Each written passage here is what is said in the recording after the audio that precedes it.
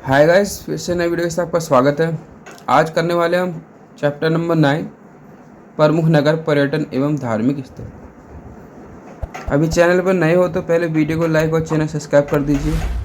और इससे पहले हम लोगों ने क्या कर रखा है, सीरीज स्टार्ट कर रखी है जिसमें हम परीक्षा वाणी का हर चैप्टर क्या लाइन टू लाइन पढ़ रहे हैं, जिससे बहुत अच्छी तरह से हमारा क्या हो रहा है, रिविज़न करने की भी ज़रूरत हमें पड़ नहीं रही है। तो स्टार्ट करते हैं।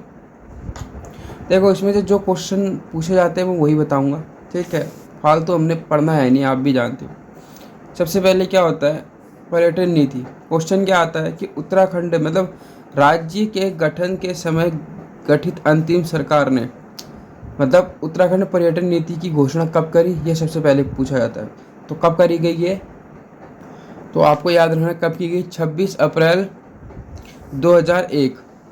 मतलब इतना याद करना है कि अप्रैल का महीना है, पर्यटन नीति की बात आएगी तो पर्यटन कब की गई। पर्यटन मतलब ज़्यादा लोग क्या होते हैं, वो सोचते हैं यार अप्रैल में हम लोग चले जाते हैं कहीं घूमने वूमने ना, उसमें मौसम भी अच्छा खासा हो जाता है। फिर जून में तो ज़्यादा ही गर्मी हो जाती है। तो पर्यटन के लिए सबसे बढ़िया महीना कौन सा कहोगे, तो आप कहोगे अप्रैल, क्योंकि जून जो होता है, भले छुट्टी जून में पड़ती है लेकिन उस टाइम पे क्या होता है ना, मौसम बहुत ज़्यादा गर्म हो जाता है। उस टाइम पे गर्म होता है। तो इससे पहले 2 महीने पहले, मतलब जून से 2 महीने पहले की बात है, 26 अप्रैल की बात है 2001 को पर्यटन नीति क्या है इसकी घोषणा करी गई। याद रखना, मोस्ट इंपॉर्टेंट है, ये पेपर में बहुत बार पूछा गया है। ये इंपॉर्टेंट लिख लिया मैंने कि पर्यटन नीति कब स्टार्ट करेगी, तो 26 अप्रैल 2001 को। अब इस पर्यटन नीति के कुछ मुख्य बिंदु थे, ठीक है। इन बिंदुओं को देखते हैं। उत्तराखंड, अब यार एक चीज़ बताओ, पर्यटन नीति आदमी क्यों घोषित करेगा, कि वो क्या करे, पर्यटन को बढ़ावा दे सके। यही चीज़ तो हो सकता है। इको टूरिज्म को प्रोत्साहित दे, निजी एवं सरकारी क्षेत्रों में सहभागी सहभागिता बढ़ाए, सूचना प्रौद्योगिकी का प्रयोग करे, संस्थान एवं साहसिक पर्यटनों का जो विकास करे, ठीक है। तो एक तरह से समझ में आना चाहिए इसमें होता क्या था कि पर्यटन को बढ़ावा देना, समझ में आना, इतना सोचो कि पर्यटन को बढ़ावा देने के लिए था, ठीक है। फिर क्या होता है, इम्पोर्टेंट है, पर्यटन क्षेत्र में स्वरोजगार के उद्देश्य से उत्तराखंड पर्यटन विकास योजना को क्रियान्वित किया गया। अब क्या आता, देखो इसमें से दो चीज़ें आएंगी भी, कि एक ये आता, देखो ये पर्यटन वर्ष। तो पर्यटन को बढ़ाने के लिए कब, कौन से वो 2 वर्ष है जिसको पर्यटन वर्ष घोषित करेंगे। तो एक तो भैया देखो, जब पर्यटन जो हमारी नीति है वो लाई गई थी, कब लाई, 2001, तो 2001 हो गया। और दूसरा क्या हुआ, 2015 हो गया, ठीक है। अब उसके बाद आपसे क्या पूछा जाता है, देखो मसूरी, पहली बात तो यहाँ पे देखो वह नैनीताल में विंटर कार्निवाल का आयोजन किया गया, ठीक है। मसूरी और नैनीताल जो जगह, मतलब ये पूछ सकता है कि जब हमारा जो पर्यटन नीति गठित हो रही थी, ठीक है, कुछ योजनाएं कार्यक्रम चलाए गए, कार्य योजनाएं चलाई गई, वो देखते हैं, ठीक है। तो कहाँ पर, मसूरी और नैनीताल में विंटर कार्निवाल का आयोजन किया गया, ठीक है। उसके बाद क्या होता है, देहरादून तथा अल्मोड़ा में राष्ट्रीय स्तर के कला एवं पर्यटन मेलों का आयोजन किया गया। कहाँ पे, देहरादून में किया गया। अब साथ ही साथ क्या करेंगे, पर्यटन को बढ़ावा देने के लिए हम लोगों ने क्या कर दिया, 1 जून 2002 की घटना, मतलब 1 साल बाद। अब महीना कौन सा, जून का, और 1 तारीख, तो 1 जून 2002 को वीर चंद्र सिंह गढ़वाली पर्यटन स्वराज योजना शुरू आरंभ कर दी, ठीक है। क्या कर दी, तो याद रखना 1 जून 2002 को हम लोगों ने वीर चंद्र सिंह गढ़वाली पर्यटन स्वरोजगार योजना शुरू करी। तो आपसे पूछ सकता है कि वीर चंद्र सिंह गढ़वाली स्वरोजगार योजना कब स्टार्ट करेगी, तो अब आएगा जून का महीना। तो गर्म महीना जून, 1 तारीख की बात है और 2002 में होगी, ठीक है। उसके बाद लिखा है अन्य प्रमुख कदम, राज्य को विशेष पर्यटन मानचित्र पर पहचान दिलाने के लिए साहसिक पर्यटन, इको टूरिज्म, वन्य जीव पर्यटन एवं स्वास्थ्य पर्यटन पर भी विशेष ध्यान दिया गया, ठीक है। अब सबसे पहले क्या करा गया, रामनगर के समीप जो चूना खान है में centre for eco tourism and sustainable livelihood की स्थापना करी। तो आपको याद रखना है कहाँ पर, centre for eco tourism and sustainable livelihood से आपको याद रखना है, रामनगर में कहाँ पे, चूना खान की चूना लगा देता है। तो लवली जो होता है वो क्या करता है, चूना लगा देता है, जिससे आप कहते हैं कि आप तो बहुत लवली हो, तो वो चूना लगाता है कहाँ पे, रामनगर में।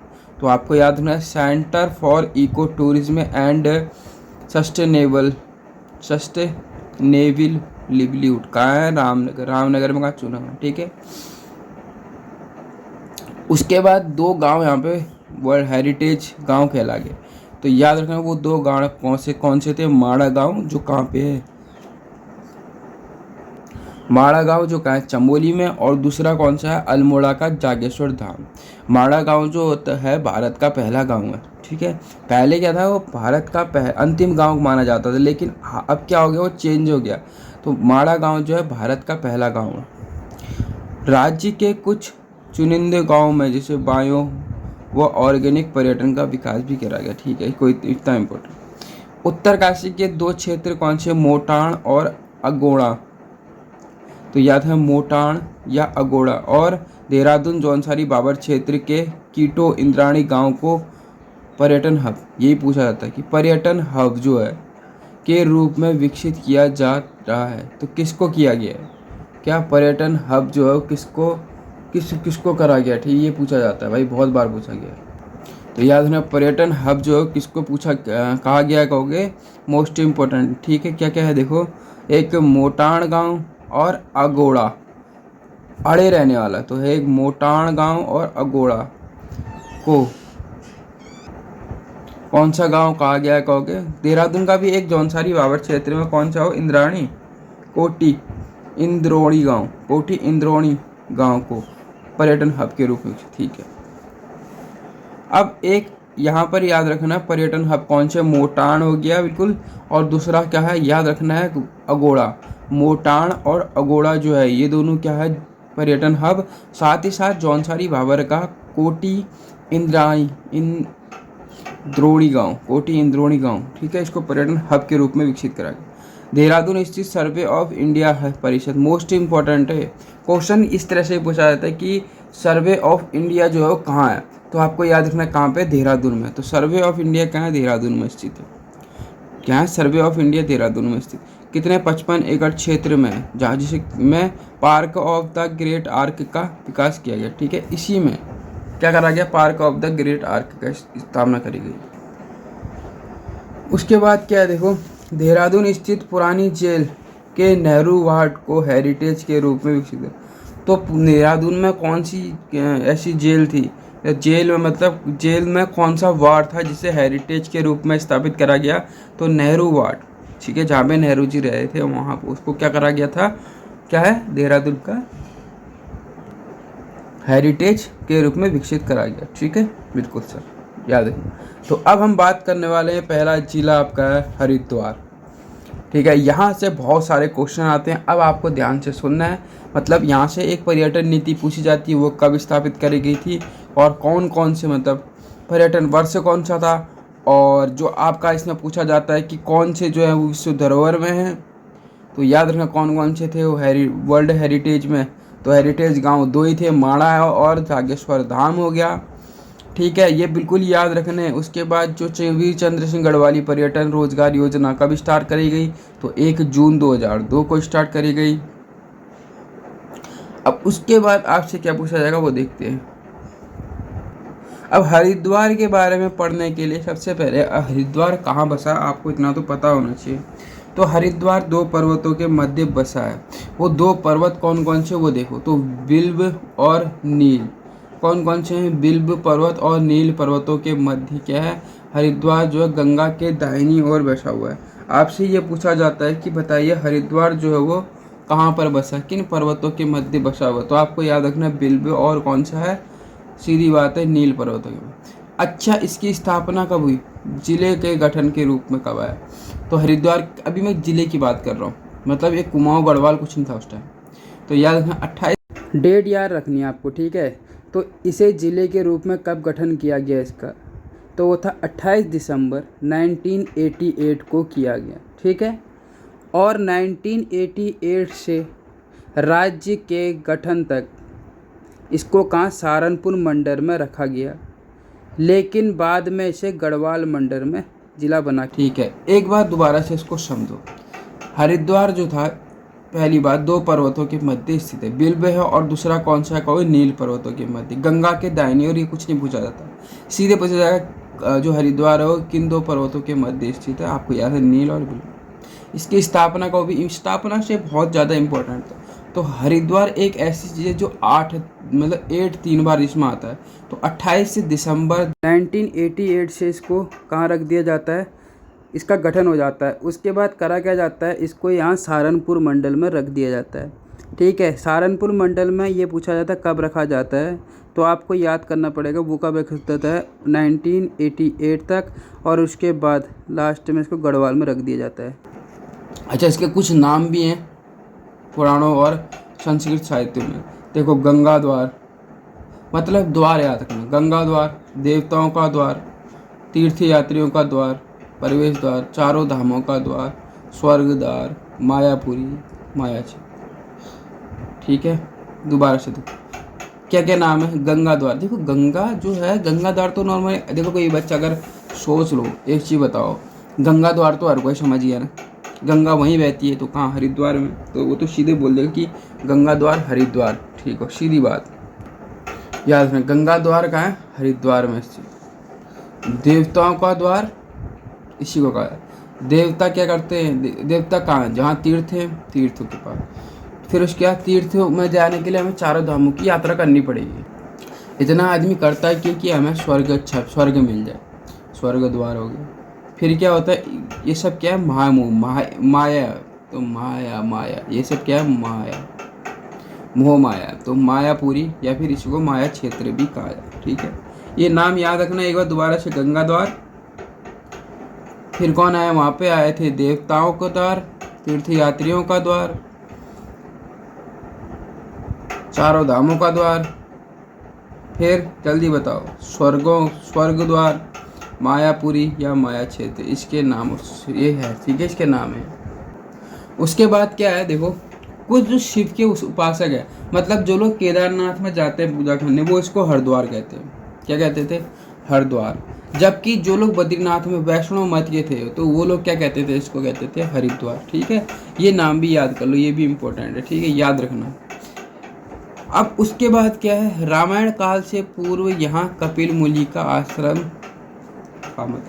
अब ये कहानी आपको ही बताता हूँ। होता क्या ना, एक राजा होता है, राजा कौन होता है, सगर होता है। वो क्या कर रहा था, सूर्यवंशी राजा था, तो अश्वमेध यज्ञ होता था।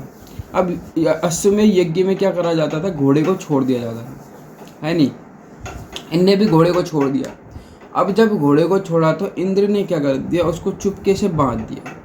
अब जो ये राजा के 60,000 सजर पुत्र, क्या कर 60,000 सगर पुत्र जो थे, वो भ्रमण करते हुए या उस घोड़े की तलाश में, राजा जो ये कौन सजग जो पुत्र थे, ये कहाँ पहुँच गए कहोगे, कपिल मुनि के आश्रम में पहुँच गए। ठीक है, कहाँ पहुँच गए, कपिल मुनि के आश्रम में पहुँचे। अब ये लोग वहाँ पहुँचे तो पहुँचे, लेकिन इन लोगों ने बदतमीजी कर दी। जो कपिल मुनि थे उनसे अपशब्द इनने कहना स्टार्ट कर दिया। अब जब अपशब्द कहोगे मुनि से, तो वो क्या करेंगे, श्राप देंगे। और उस टाइम पे ऐसे वैसे नहीं होते थे मुनि भाई, उस टाइम पे जो मुनि थे उन्होंने उनका श्राप देना मतलब ख़त्म लाए। तो इन्होंने उन 60,000 जो सजर पुत्र थे उनको श्राप दिया कि तुम भस्म हो जाओगे, और सबके सब भस्म हो गए वहीं पर। तो अब बाद में क्या होता है, तो ये वंशज आता है इन्हीं का। जब ये सब मर जाते हैं तो वंशज कौन होता है, भागीरथ। तो भागीरथ क्या होता है, ये तपस्या करता है और गंगा को धरती पर अवतरण होने का क्या करता है, बहुत कठोर तपस्या करता है कि गंगा को मैं धरती पर अवतरित कराऊँ। और गंगा क्या होती है, फिर धरती पर अवतरित होती है और उसी मार्ग से जाती है जहाँ पर इसके 60,000 जो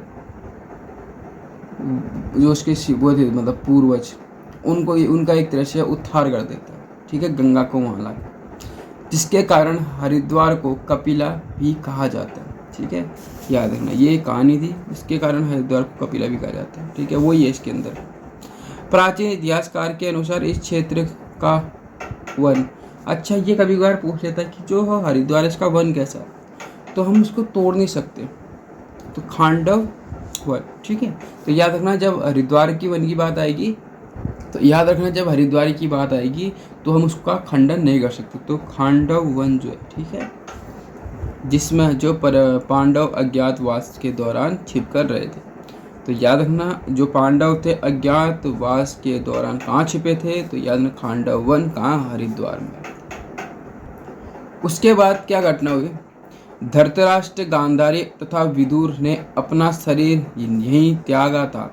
3 नाम याद रखना, धृतराष्ट्र, पत्नी गांधारी और विदुर। इन तीनों ने अपना शरीर कहाँ त्यागा, हरिद्वार में त्यागा। और विदुर ने, जो ऋषि थे, कौन थे कहोगे, मैत्रेय ऋषि, ठीक है। मैत्रेय ऋषि को महाभारत की जो कथा थी यहीं सुनाई थी, ठीक है। याद रखना विदुर ने, जो मैत्रेय ऋषि हैं, इनको यहीं पर क्या का महाभारत की कथा सुनाई थी। कौन 3 लोग थे जिन्होंने अपने प्राण कहाँ, हरिद्वार में त्यागे, तो धृतराष्ट्र, गांधारी और तीसरा कौन था कहोगे, विदुर, ठीक है। बिल्कुल याद रखना, आपको भूलना नहीं, पहले कह दे रहा हूँ। अगर ये भूल गए तो बेकार है आप लोग की ज़िंदगी, कुछ नहीं कर सकते तो। उसके बाद क्या होता देखो,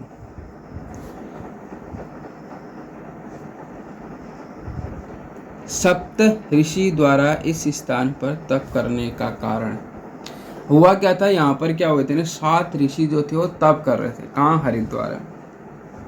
अब जब गंगा क्या होती है, अवतरित हो रही होती है, तो वो कंफ्यूज हो जाती है कि मैं किस तरफ से जाऊं।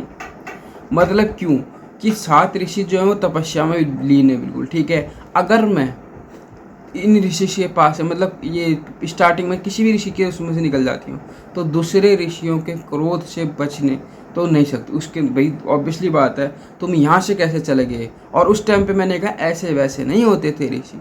अगर भस्म की बात कही तो 60,000, मतलब याद रखो 60,000 सगर पुत्रों को उन्होंने क्या कर दिया था, नष्ट कर दिया था। सगर याद नहीं हो तो सागर याद कर लो, तो सागर तो वहाँ से आ हटा लो, सगर पुत्रों को इन्होंने नष्ट कर दिया था। तो सोचो, तो अब गंगा माँ ने क्या करा, उनसे कहा गया देवताओं ने कि आप ऐसा करो, 7 जगहों से हर ऋषि के बगल से निकल जाओ, ठीक है। जिसके कारण आज भी वहाँ पर सप्त ऋषि क्या है, आज भी अगर जाते हो वहाँ पे तो सप्त ऋषियों, मतलब वहाँ पे सप्त धारा दिख जाएगी, 7 धाराओं में दिख जाएगी गंगा, ठीक है। इसी को कहते हैं। तो इसीलिए सप्त ऋषियों द्वारा इस स्थान पर तप करने से यहाँ गंगा को 7 धाराओं में बहना पड़ा। तो सप्त ऋषियों के कारण गंगा कहाँ 7 धाराओं में बहती है, तो याद रखो गंगा समझ में आते भैया, हरिद्वार। इतिहासकारों ने इसे गेरुए मृदबाण संस्कृति वाला नगर बताया। तो याद रखना गेरुआ नगर, गैरवा मृदबाण संस्कृति वाला नगर, ठीक है। गैरवा नगर इतिहासकारों ने से गैरवा मृदबाण संस्कृति वाला नगर बसा है, जिसका काल बात करें तो 1200 से 1700, अभी तक का देखो काल हमने पढ़ा नहीं, तो 1200 से 1700 इसकी भी बात हो रही है। इतिहासकार था कौन, गैरवा मृदबाण संस्कृति वाला नगर। जैन धर्म ग्रंथों के अनुसार 1000 वर्ष पूर्व प्रथम जैन तीर्थकर। अब यहाँ पर होता क्या कि जैन धर्म वाले भी होते हैं, वो कुछ कहते हैं, वो कहते हैं कि 1000 वर्ष पहले प्रथम जैन तीर्थकर कौन थे, वो उनका नाम क्या था वो बताओ। तो तीर्थकर कौन थे, भगवान आदिनाथ। उन्होंने यहाँ पर क्या कर रखी होगी, देखो मायापुरी क्षेत्र में क्या कर रखी होगी इन लोगों ने, तो तपस्या करी। तो जैन धर्म के प्रथम तीर्थकर कौन थे, प्रथम जैन तीर्थकर कौन थे, आदिनाथ, जिन्होंने क्या कर रखा कहोगे यहाँ पे, तपस्या करें। कब की बात होगी, याद हो 1000 वर्ष पूर्व। ये नहीं पूछा जाता, बस इतना पूछा जाएगा कि जैन धर्म के प्रथम तीर्थकर कौन थे। अभी बात करें, अभी यहाँ कहानी स्टार्ट हो जाएगी। देखो आज से लगभग 2056 वर्ष पूर्व उज्जैन का, मतलब एक राजा थे, याद रखो उज्जैन के राजा कौन थे, विक्रमादित्य। उनका भाई था भरतहरि। उसने क्या कर रखा है यहाँ पे, उसने भी कठोर तपस्या कर दी। अब उसी की याद में जो उज्जैन के जो कौन थे कहोगे, विक्रमादित्य राजा थे, उन्होंने यहाँ पे पैड़ियाँ बनाना स्टार्ट करा। पैड़ियाँ क्या होती थी, पैड़ियों का मतलब सीढ़ियाँ बनानी। आज अगर जाते हो तो उसको, मतलब उस टाइम पे उसका नाम क्या करा, हर की पैड़ियाँ। आजकल उसको क्या कहते हैं हम लोग, मतलब उस टाइम की बात है। उस टाइम पे जो भरतहरि ने बनाए, तपस्या करी थी, कहाँ करी थी ये पूछ सकता है, हरिद्वार के शिवालिक श्रेणी में करी, ठीक है। और वहाँ उन्होंने क्या करा, पैड़ियाँ बनाना स्टार्ट करा विक्रमादित्य अपने भाई की याद में। अब उस टाइम पे क्या कहते थे उसको कि जिसे भरतहरि की पैड़ियाँ कहा जाता था। पैड़ी मतलब भरतहरि की पैड़ी कहा जाता था, ठीक है। लेकिन आजकल उसी जो आप सुनते हो ना हर की पैड़ी, वही हो, हर की पैड़ी आजकल वही है। जो उनके दो भरतहरि था भाई, उसने क्या करा यहाँ पर दो रचनाएं भी करी। एक थी नीति शतक, मतलब शतक वाली रचनाएं करने वाले थे कौन, भरतहरि। एक नीति शतक था और एक का नाम था वैराग शतक। किसने रचना कर रखी कहोगे तो याद रखना आपको श्री राजा भरतहरि ने, ठीक है, बिल्कुल। अब ये भी सब हो गया, चलो। और एक जो वहाँ पर भवन का निर्माण भी करवाया था, तो डाक वाली भवली किसने करवाया था कहोगे, विक्रमादित्य। अब आए हमारे चीनी यात्री, कौन थे, हेंगसांग। कब आया ये इम्पोर्टेंट है, ठीक है, ये इम्पोर्टेंट कब आया तो 634। मतलब आपको इतना याद रखना है कि 6 का दुगना और उसमें से 2 का, तो वहाँ उस टाइम पर कौन आया था, चीनी यात्री हेंगसांग आया था। तो 634 ईसा पूर्व, तो 634 में, सन 624 में आया, 34 में आया था हरिद्वार हेंगसांग। अब हेंगसांग कुछ ना कुछ तो हरिद्वार को नाम देगा, तो भैया ये कह देता है कि मो यू लो, मेरे को मोल ले लो, तो वो ये मो यू लो। तथा गंगा को भद्र महाभद्रा कहा जाता है, ठीक है। ये कहता है कि गंगा को हम महाभद्रा कहेंगे। अच्छा, जो ये मो यू लो है इसका मतलब क्या है, तो कनिंघम कहते हैं इसका मतलब उसने किससे कर रखा था, मयूरपुर से, ठीक है। तो याद आपको 2 से 3 क्वेश्चन आपको किस तरह से याद करने हैं मैं बताता हूँ, इम्पोर्टेंट।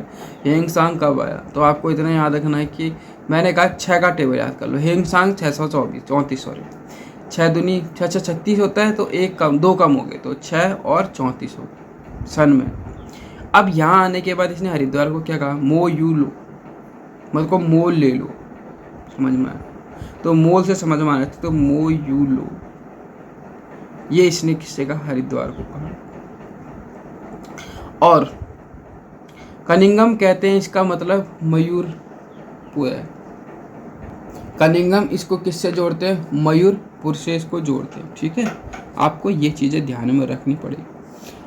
अब आता है 1400 से 1 वर्ष पहले की बात है, 1399, कि एक ऐसा तो हो कि भैया अगर मैं 1400 होता तो बहुत ईजी में आपको याद कर सकते थे, लेकिन 1 वर्ष पहले भी याद कर सकते हो, तो 1399 में आखिर ऐसा क्या हुआ था। तैमूर लंग आया था भारत, और उसका इतिहासकार शरुद्दीन ने हरिद्वार को कायोपिल या फिर कुपिला का, ठीक है।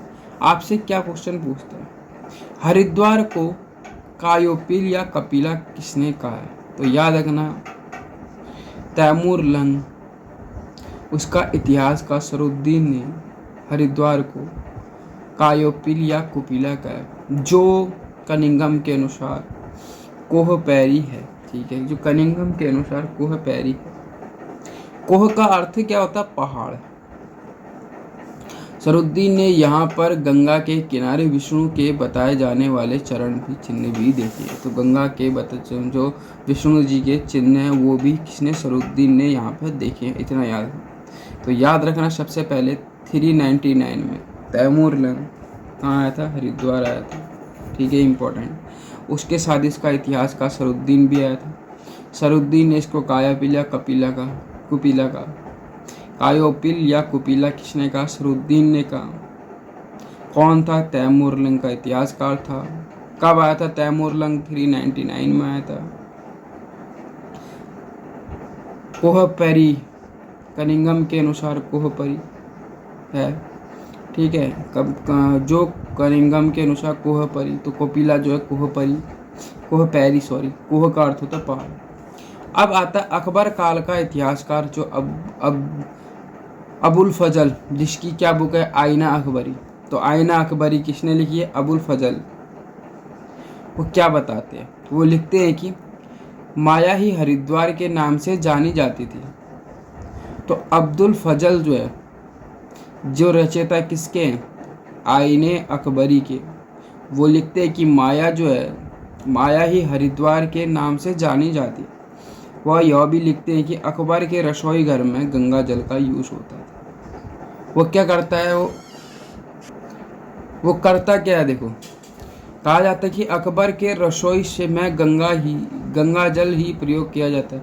और क्या होता है, वो हरिद्वार के चक जब आता था ना अकबर, तो बड़े बड़े घरों में जो घड़े होते हैं में पानी जो गंगा जल है वो मंगवाता था। ठीक है।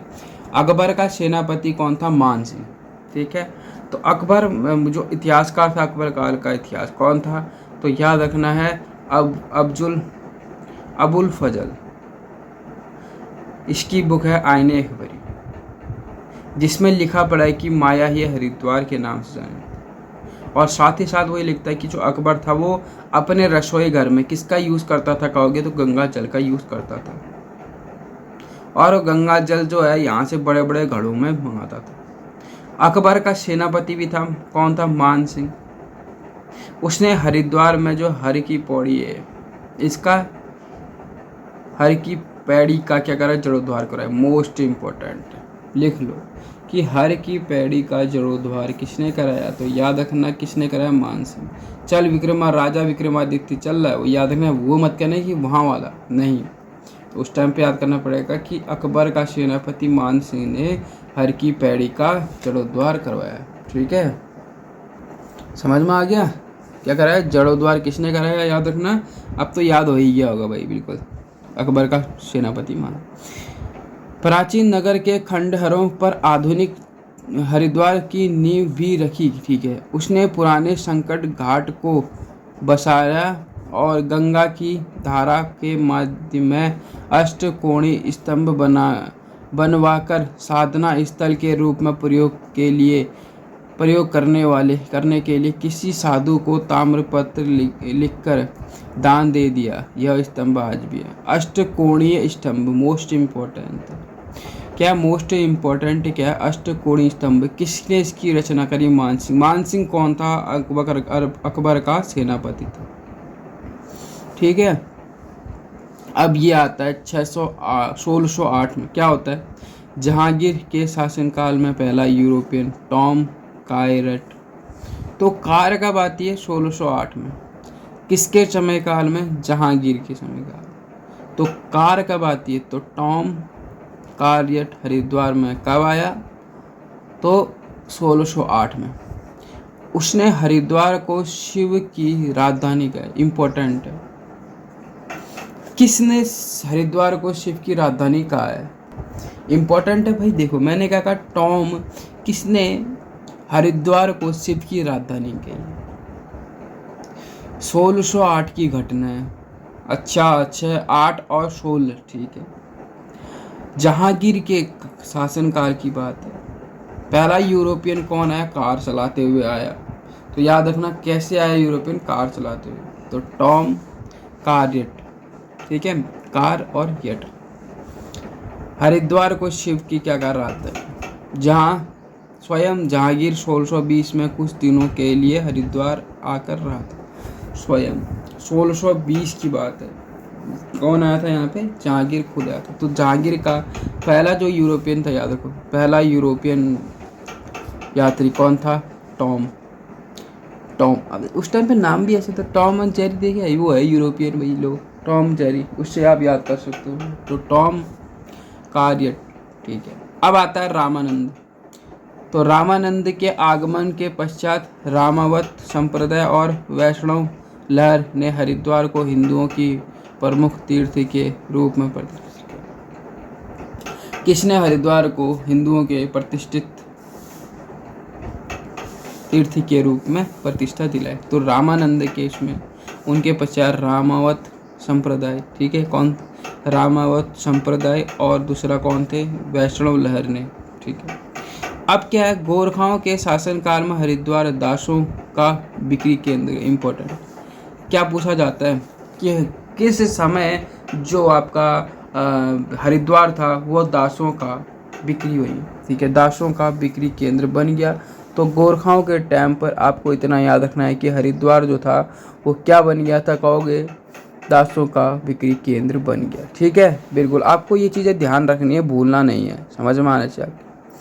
उसके बाद क्या घटना? अलेक्जेंडर कनिंघम, जो कि ब्रिटिश, अब आया देखो, ब्रिटिश सरकार द्वारा संचालित आर्कियोलॉजिकल सर्वे ऑफ इंडिया का डायरेक्टर जनरल थे। Most important.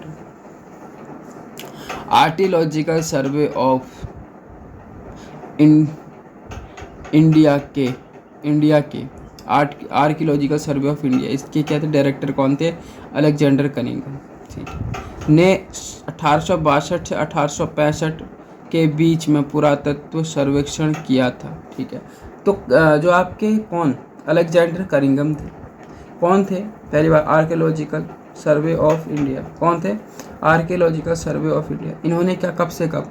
तो 1862 से 1865, याद कर सकते हो आराम से, 62-6365 के बीच यहाँ का पुरातात्विक सर्वेक्षण किया मंदिर, ठीक है। अब होता क्या है, उनकी रिपोर्ट के अनुसार गंगा द्वार, हर की पैड़ी, माया देवी, भैरव मंदिर, नारायण बली और राजा वैन का किला तब के प्रमुख स्थल थे। गंगा द्वार चलो ठीक है, वो तो है। हर की पैड़ी ये भी आपको याद है। माया देवी इंपॉर्टेंट, माया देवी मंदिर का ही पूछा गया बहुत बार, तो आपको याद होना चाहिए। माया जो है कहाँ है? माया क्षेत्र किसको कहा गया? तो हरिद्वार को कहा गया, तो माया देवी भी कहाँ होगी? हरिद्वार में। भैरव मंदिर इंपॉर्टेंट है, नारायण बली मंदिर और राजा वैन का किला मोस्ट इम्पोर्टेंट। राजा की बहन का किला क्या है? तो राजा बहन का किला, ये भी हरिद्वार में स्थित है, आपको याद रखना। कनिंघम को यहाँ के श्रवणनाथ मंदिर में बोधि वृक्ष के नीचे समाधि स्थल में बुद्ध की प्रतिमा, हाँ भैया इसको कहाँ पर? बुद्ध की प्रतिमा मिली, आपको याद रखना है। तो याद रखना बोधि वृक्ष, अब बोधि वृक्ष याद हो गया ना, खत्म, उतना ही पढ़ना आपने, ज़्यादा नहीं। अंग्रेज जो थे उन्होंने इसके महत्व को देखते इसका विकास करा। ये पूछा जाता है कि गांधी जी ने इस यहाँ की यात्रा कब करी? तो 1915 और 1927, 2 बार करी गांधी ने। 1915 और 1927 में क्या कर रखी थी गांधी जी ने? यहाँ की यात्रा करी, ठीक है। कैसे याद करोगे? तो 15 आपको याद करना है, 15 दूनी 30, तो 2 माइनस करो, 2 बार करिए तो 1 कर लो माइनस, तो क्या है 1915 और 1927 में गांधी जी ने यहाँ पर क्या करी थी कहोगे? तपस्या, ठीक। उसके बाद हर की पौड़ी, ब्रह्मा कुंड, कांगड़ा मंदिर, सुभाष घाट, कुशाव्रत, गौ घाट, मतलब ये सब यहाँ पे पाया जाता है। इसमें से इम्पोर्टेंट मनसा देवी टेम्पल कहाँ इम्पोर्टेंट है? ये पूछा जाता है, बहुत बार पूछा जाता है। मकर वाहिनी गंगा का एक भव्य मंदिर भी यहीं स्थित है। इस मंदिर में काले पत्थर की गंगा की प्रतिमा है, ठीक है। कहाँ? मकर वाहिनी में। कहाँ पर? काले पत्थर की गंगा की प्रतिमा है, तो मकर वाहिनी में, ये पूछा गया है, ठीक, बहुत बार पूछा। पौराणिक ग्रंथों में यहाँ के जिन 5 तीर्थों का महत्वपूर्ण बताया वो क्या है? हर की पैड़ी आपको पता ही है, कुशाव्रत पता है, ठीक है, क्या है? कुशाव्रत। उसके बाद नील पर्वत, बिल्व पर्वत, अब ये जिस पर्वतों के मध्य बचा है वो दोनों पर्वत हो गए, हर की पैड़ी बना रखा था, और कनखल हो गया, और लास्ट बचा है कुशाव्रत। ये तो आपको याद करना है, हर की पैड़ी, कुशाव्रत, नील पर्वत, बिल्व पर्वत, और बचा कौन सा? कनखल और कुशाव्रत हो गया। अब हर की पैड़ी, अब देखो वही चीज़ आ गई जिसको ब्रह्मा कुंड कहते हैं, ये भी इम्पोर्टेंट है। हर की पैड़ी का दूसरा नाम ब्रह्मा कुंड, हर की पैड़ी का दूसरा नाम ब्रह्मा कुंड, ठीक है। सर्वप्रथम दलो यहाँ का पवित्र घाट राजा विक्रमादित्य ने अपने भाई भरतहरि की स्मृति में बनाया था, ठीक है, ये तो अभी सब पढ़ा ही। अकबर के सेनापति राजा मान सिंह ने हर की पैड़ी को नए सिरे, ये भी जड़ोद्वार किसने करा था? इसी ने करा था। यह पवित्र स्थान घाट ब्रह्मा कुंड के रूप में भी माना जाना जाता है। इसकी मान्यता यही है कि यहाँ जो नहा लिया मोक्ष प्राप्त होगी। गौ घाट इम्पोर्टेंट, मोस्ट इम्पोर्टेंट। गौ घाट क्या था? गौ का मतलब समझ में आ रहा है, गाय से संबंध है इसका। किससे? गाय से। गाय से संबंध है सर, समझ में नहीं आया। देखो जो लोग गाय की हत्या करते हैं या गौ हत्या जिन्होंने कर रखी होती है, अगर वो यहाँ पर नहाते हैं या स्नान करते हैं तो उनसे गौ हत्या जो होता है वो पाप जो होता है, वो सब कहते हैं कि उसकी मुक्ति उनको हो जाती है, ठीक है।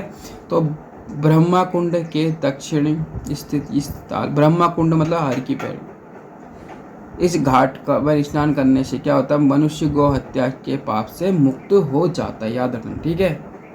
आपको ये तो याद करना ही करना पड़ेगा कि गौ हत्या से कैसे मुक्त होता है। ठीक है, क्या कहा, गौ हत्या से कैसे मुक्त होता है, कहाँ पर है, गौ घाट। ठीक है, अब आता है कुशाव्रत घाट। ठीक है, कुशाव्रत घाट, ठीक है, उसको पढ़ते हैं। तो कुशाव्रत क्या है, गौ घाट के समीप है। यहाँ पर दात्रेय ने एक पैर पर खड़े होकर क्या करी थी, घोर तपस्या करी। देखो तपस्या का भी ना बहुत एक वो रहता है यार भाई साहब। तपस्या जो होती है, आप जो अगर आप यहाँ पे बैठे हो तो आप अपने शरीर से जो आत्मा है उसको छोड़ सकते हो और कुछ कहीं भी जा सकते हो घूमने के लिए। उसके बाद आप चाहो तो अपनी आत्मा को बुलाओ, वापस आप जीवित हो सकते हो। इसे कहते हैं तपस्या। ठीक है, अब होता क्या देखो, कुशावर्त घाट। पहली बात कहाँ पे है, कुशावर्त घाट गौ घाट के समीप है। यहाँ पर दात्रेय ऋषि जो थे, इन्होंने एक पैर पर खड़े होकर तपस्या करी। तो दात्रेय ऋषि ने एक पैर पर खड़े होकर कहाँ पर तपस्या करी, घोर कुशावर्त घाट। गंगा के प्रवाह में उनके कुश आदि बह गए। उनकी कुपिल होने पर गंगा ने उन्हें वापस कर दिया। इस स्थान के नाम कुशावर्त पड़ा। इस अच्छा, कुश से संबंधित है। ठीक है, घाट का निर्माण महारानी अहिल्याबाई ने करा। इम्पोर्टेंट, महारानी अहिल्याबाई ने किस घाट का निर्माण किया, कुशावर्त घाट का। यहाँ श्राद्ध कर्म पिंडदान किया था। ठीक है, अब आता है माया देवी टेम्पल, मोस्ट इम्पोर्टेंट। सीधे क्वेश्चन पूछता है कि माया देवी टेम्पल कहाँ स्थित है। आपको याद रखना है कहाँ पर स्थित है माया देवी, तो हरिद्वार में स्थित है माया देवी। ठीक है, मनसा देवी हरिद्वार में। यह मंदिर देवी के 51 शक्तिपीठों में से एक है। माया देवी मंदिर इतना इम्पोर्टेंट है, जो माता सती है उसके 51 शक्तिपीठों में से एक शक्तिपीठ कौन सा, माया देवी। ठीक है, यह मंदिर हरिद्वार रेलवे स्टेशन से मात्र 2 किलोमीटर दूरी पर है। माया देवी हरिद्वार की अष्टधाई देवी। मोस्ट इम्पोर्टेंट है कि हरिद्वार की अष्टधाई जो माता है वो कौन है, तो माया देवी। ठीक है, ये इम्पोर्टेंट है। अब आता है मनसा देवी। हरिद्वार में के शिवालिक पर्वत श्रृंखला के बिल्व पर्वत जो कि नगर के पश्चिम में स्थित है, यह मंदिर स्थित है। मतलब याद रखना, मनसा देवी बिल्व पर्वत पर स्थित है। ब्रह्मा के मन से उत्पन्न तथा जलकारु ऋषि की पत्नी सर्परागी देवी मां मनसा का ही यहाँ 3 मुख और यहाँ 3 मुख और 5 भुजाओं वाली अष्टनाग वाहिनी मूर्ति। ठीक है, यहाँ पर क्या है कहोगे, तो ब्रह्मा के मन से उत्पन्न हुई। तो ब्रह्मा के मन से कौन उत्पन्न हो रखी कहोगे, और दूसरी पत्नी किसकी थी, जलकारु की पत्नी। ठीक है, जतकारु ऋषि की पत्नी कौन, सर्पराही देवी माँ मनसा। सर्पराही देवी कौन, सर्परागी की यहाँ 3 मुख वाली क्या है, 3 मुख और 5 भुजाओं वाले अष्टनाग की वाहिनी मूर्ति स्थापित है। यहाँ जाने के लिए रोपवे और पैदल मार्ग है, कोई दिक्कत नहीं। चंडी देवी मोस्ट इम्पोर्टेंट पौड़ी में। यह मनसा हो वहीं चंडी का होना अनिवार्य। ठीक है, क्या कहा, जहाँ मनसा हो वहाँ चंडी का होना अनिवार्य है। ठीक है, हरिद्वार के पूर्वी छोर पर शिवालिक के नील शिखर पर चंडी देवी। देखो बिल्व पर कौन है कहोगे, मनसा देवी। चंडी जहाँ मनसा है, जहाँ मन है वहाँ चंडी। क्या, जहाँ मनसा है वहाँ चंडी। तो मनसा, बिल्व और ये कहा है नील। ठीक है, नील शिखर पर यहाँ भी रोपे। ठीक है, Bilkeshwar Mahadev temple most important paper में पूछा गया है कि बिलकेश्वर महादेव टेम्पल कहाँ है। शिव के प्रमुख स्थानों में से एक बिलकेश्वर मंदिर भी बिल्व पर्वत। अब बिलकेश्वर तो बिल्व पर्वत उससे संबंधित की तलहटी पर स्थित। कहा जाता है कि जो पार्वती जी थी यहीं पर शिव की प्राप्ति के लिए घोर तपस्या करी थी। उनकी तपस्या प्रसन्न होकर भगवान शिव ने यहीं पर उन्हें दर्शन दिए थे। तो शिव जी ने कहाँ पर घोर तपस्या जो हुई थी पार्वती द्वारा शिव जी को प्राप्त करने के लिए, कहाँ पर उन्हें उसको क्या दर्शन दिए थे शिव पार्वती जी को, तो बिलकेश्वर महादेव मंदिर में। ठीक है, भीमगोड़ा अब कौन सा है, अब आएगा भीमगोड़ा। भीमगोड़ा क्या वो देखते हैं। भीमगोड़ा कुंड पांडव काल का बताया जाता है। यह भीम कुंड भीम के घोड़े की टाप के बना हुआ है। ठीक है, भीमगोड़ा का है, पांडव काल से समझ में आना चाहिए आपको। ठीक है, उसके बाद क्या कह रहे हैं देखो, सप्त ऋषि आश्रम, मैंने बताया था ना उस टाइम पे। सप्त ऋषि आश्रम कहा जाता है कि जब गंगा को पृथ्वी पर उतरी तो हरिद्वार के निकट सप्त ऋषि के आश्रम को देखते रुक गई। कहा ना, यह निर्णय लेने में कन्फ्यूजन होगी मैं किस ऋषि के आश्रम के सामने से क्योंकि प्रश्न सभी ऋषियों के सम्मान का था और उनके कोप का भाजन बनने का भय था। जब गंगा को देवताओं ने 7 धाराओं में व्यक्त होने के लिए कहा, तो गंगा 7 धाराओं में व्यक्त हुई। आज भी यहाँ पे जाओगे तो सप्त सरोवर या फिर सप्त ऋषि के नाम से विख्यात है। सप्त सरोवर या सप्त ऋषि के नाम से विख्यात है। आज यहाँ सप्त ऋषि आश्रम स्थापित है। समझ में आया? ठीक है। शांति कुंज, आचार्य प्रवर पंडित श्री राम शर्मा ने के संरक्षण में शांति कुंज संस्थान की स्थापना 1971। शांति कुंज की स्थापना कब हुई ये बताओ, मोस्ट इम्पोर्टेंट। शांति कुंज की स्थापना हुई थी 1971 में। कब? शांति कुंज की स्थापना हुई थी 1971 में। किसके उसमें किसने करी? श्री राम शर्मा। शांति किसको चाहिए, किस में दिमाग में शांति थी, शीलता थी, तो श्री राम जी में। 3 दिन के लिए वो क्या कर रहे थे, वो जब आप याद होगा ना कि जब वो जा रहे थे श्रीलंका में, तो उन्होंने कहा था कि मेरे को समुद्र से कहा था मेरे को आपसे बात करनी, लेकिन वो आए नहीं। तो उसके बाद वो शांत रहे। तो उसके बाद हुआ क्या था, बाद में वो खुद आ गए थे जब उनको क्रोध आ गया था। तो भैया ठीक है, वही शांति कुंज किसने? श्री राम ने बनाया था 1971 में। इस स्थान में नित्य गायत्री मंत्र, गायत्री यज्ञ व साधना होती।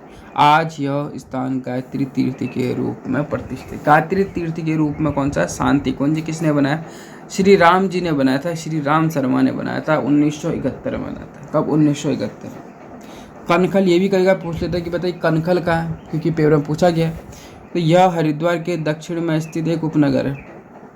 पौराणिक काल में यह शिवजी के ससुर दक्ष प्रजापति की राजधानी थी। कनखल, ये तो हर किसी को ऐसे पता ही है कि कनखल जो थी, दक्ष प्रजापति जो थे उनकी राजधानी थी। दक्ष प्रजापति कौन थे? तो शिव जी के क्या थे कहोगे, एक तरह से ससुर थे। इसी नगर में दक्ष द्वारा आयोजित यज्ञ में शिव जी का कोई स्थान न होने के कारण उनकी जो पत्नी थी सती ने अपनी वर्तमान सती कुंड नामक, आजकल तो वहाँ पर सती कुंड नामक स्थान पर अपना योगाग्नि में अपने शरीर को जला दिया था। ठीक है, यहीं पर, कहाँ पर? कनखल में ही। ठीक है, कनखल में। फिर क्या है, संत कुमारों को यहीं पर सिद्धि मिलती है। वही संत हो जितने भी। कालिदास के मेघदूत में इस स्थान का वर्णन देखो। कालिदास के मेघदूत में किसका वर्णन है? तो याद रखना, कनखल का वर्णन। किसका? कनखल का वर्णन। ठीक है, अब यहाँ पे कुछ मंदिर जो है देखते हैं महादेव के। दक्षेश्वर, तिलाबडेश्वर, क्या है? तिलाबडेश्वर महादेव, नारायणी शिला महाविद्या, शमशान मंदिर, रामेश्वर महादेव, महिषासुर मर्दिनी आदि प्रमुख यहीं पर मंदिर है। तो इसमें से एक तो देखो दक्षेश्वर आता है, और कभी कभार पूछ लेता तो महिषासुर मर्दिनी ये पूछ लेता। ठीक है, अब आता है रुड़की, हरिद्वार का एक उपनगर जो गंगा के दोनों ओर तथा सोनाली नदी के दक्षिण। तो एक तरह से आपको इतना याद रखना है, रुड़की जो था वो गंगा के दोनों ओर है और सोनाली नदी के दक्षिण ओर है। इस नगर का विकास तब होना आरंभ हुआ जब उत्तरी गंगा नहर का निर्माण कराया गया। ठीक है, इस पर नहर की परिकल्पना तत्कालीन गवर्नर थॉमसन, जब भी याद रखना रुड़की की बात आए तो थॉमसन का परमाणु मॉडल आपको याद रखना है। तो याद रखना रुड़की, थॉमसन का परमाणु, तो थॉमसन ने की थी, तथा इसका निर्माण कर्नल पी.बी. काटले के नेतृत्व में किया। ठीक है, इसकी परिकल्पना किसने करी? तत्कालीन गवर्नर कौन थे? थॉमसन। निर्माण शुरू किसने करा? तो पी.बी. काटले ने इसका निर्माण करना शुरू कर दिया। किसने करा? पी.बी. काटले ने। समझ में आना चाहिए भाई, मैं पहले ही बता रहा हूँ, पी.बी. काटले का। 1857 की बात करें में स्थापित रुड़की में स्थापित एशिया के प्रथम engineer college Thomson college of civil engineering का महत्वपूर्ण तकनीकी सहयोग हुआ। याद रखना क्या, रुड़की में कौन सा Thomson college of civil engineering कब हुई? 1847 में इसकी स्थापना हुई। ठीक है, आज यह कॉलेज आईआईटी का दर्जा लिए बैठा है, आईआईटी का दर्जा। अब आता है इस स्थान के तकनीकी नेतृत्व में भारत की पहली बार 22 दिसंबर 1851 के मतलब इसके 3 साल बाद को रुड़की के पिरान ग्लेशियर के बीच रेल इंजन 2 मालवाहक डिब्बों के साथ रवाना। तो कहाँ पर? तो रुड़की के पिरान कलियर के बीच ठीक है। पिरान क्लियर कहाँ है? रुड़की में स्थित। कब है?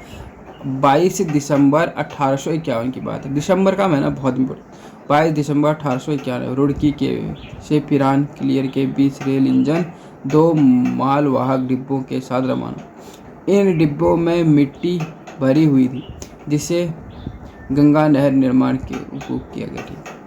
1857 में स्थापित एशिया के प्रथम इंजीनियर कॉलेज के पश्चात रुड़की में रक्षा एवं तकनीकी कौशल का प्रमुख कार्यालय बंगाल इंजीनियर ग्रुप, केंद्रीय भवन अनुसंधान संस्थान, ये देखो, राष्ट्रीय जल विद्युत संस्थान, भारतीय सिंचाई अनुसंधान संस्थान।